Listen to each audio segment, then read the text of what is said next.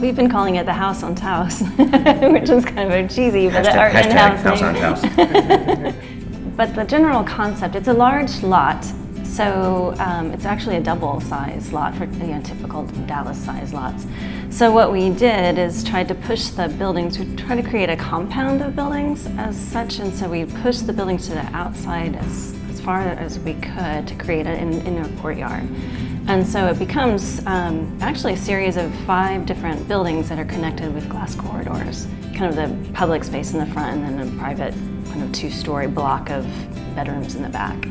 We started out with the idea of kind of a contemporary take on a farmhouse, since it is a compound of buildings, kind of like a farm is. But the client grew up on a farm and he said he didn't want to live in a barn.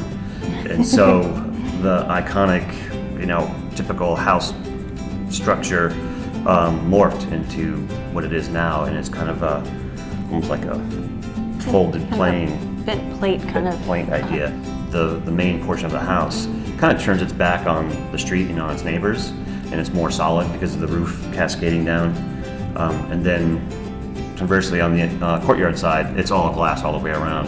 And so even though it's fairly spread out, you could be in the living room and you still visually are connected to the dining room and the bedroom and the master suite in general.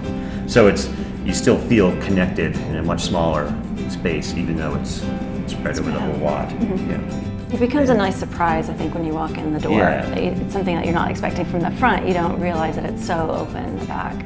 Yeah, it is a big wow kind of moment when you walk in.